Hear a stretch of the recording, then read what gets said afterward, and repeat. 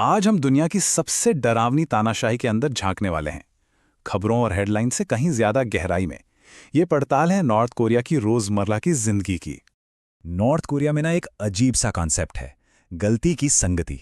मतलब सोचिए, अगर किसी एक इंसान ने कोई जुर्म किया तो उसकी सजा उसकी आने वाली 3 पीढ़ियों को भुगतनी पड़ती है। यही एक नियम वहां की जिंदगी की कड़वी सच्चाई को सामने रख देता है। इस क्रूर सिस्टम को अगर सच में समझना है ना, तो इसका सबसे अच्छा तरीका है शिनडोंग ह्योक की कहानी सुनना।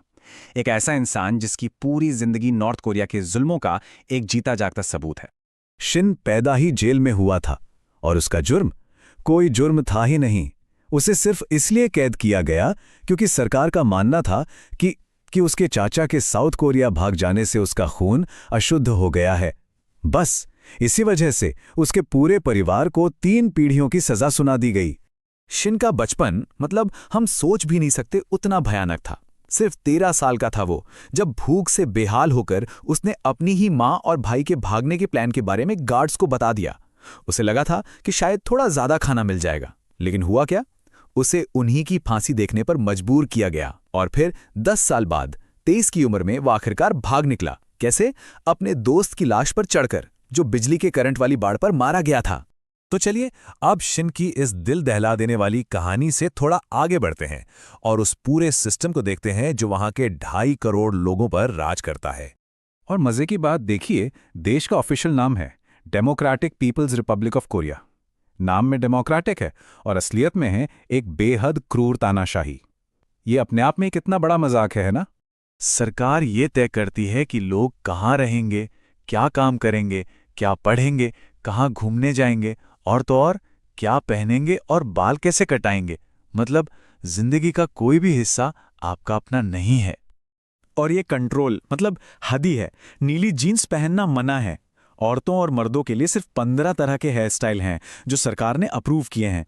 और इन सब नियमों को लागू करने के लिए बाकायदा एक फैशन पुलिस घूमती है जो लोगों पर नजर रखती है।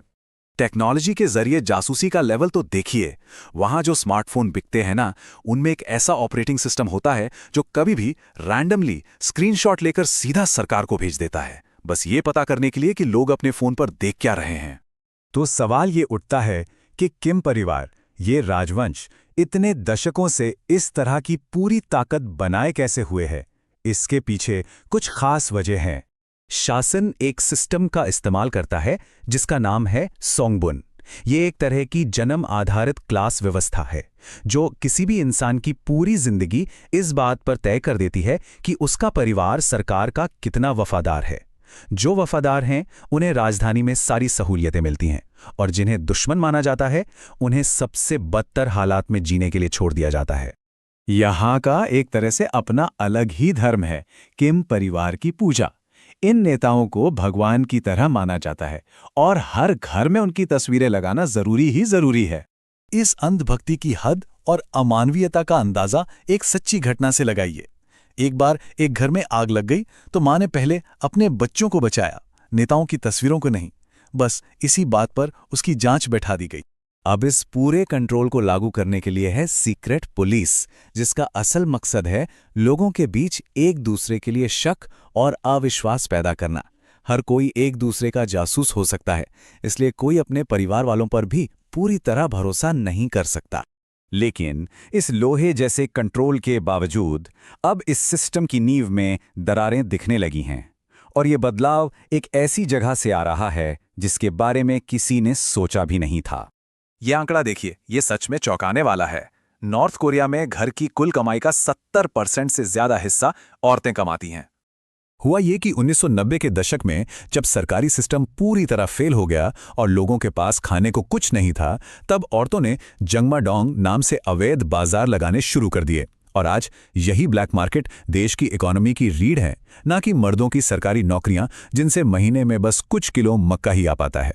पर यह बाजार सिर्फ सामान खरीदने बेचने की जगह नहीं है। ये अनजाने में ही सरकार के इंफॉर्मेशन पर कंट्रोल को भी तोड़ रहे हैं। यहीं पर चोरी छुपे विदेशी मीडिया और खबरें एक दूसरे तक पहुंचती हैं। और ये डेटा इस बात का पक्का सबूत है, जो लोग देश छोड़कर भागने में कामयाब हुए उनमें से 81% के पास यूएसबी ड्राइव्स थीं और उनमें से लगभग सब की सब मतलब 98% में अवैध विदेशी फिल्में या टीवी शोज थे। ये दिखाता है कि कैसे ब्लैक मार्केट के जरिए बाहरी दुनिया की जानकारी अंदर आ रही है। तो याद कीजिए, सरकार की मेन स्ट्रैटेजी क्या थी? लोगों के बीच पूरा अविश्वास पैदा करना, ताकि कोई एक दूसरे से जुड़ ना पाए। लेकिन हुआ इसका ठीक उल्टा। जब लोग चोरी छिपे एक साथ कोई विदेशी शो देखते हैं तो वो एक ऐसा राज साझा करते हैं जो उनमें भरोसा पैदा करता है।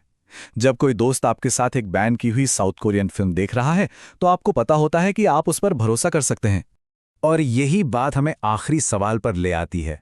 ये लड़ाई नॉर्थ कोरिया का भविष्य तय कर रही है। एक तरफ है सरकार का पूरा कंट्रोल करने का जुनून और दूसरी तरफ है इंसानों का एक दूसरे से जुड़ने और सच जानने की फितरत। तो सोचिए, पूरी ताकत और इंसानी रिश्तों की इस जंग में आखिर में जीतेगा कौन?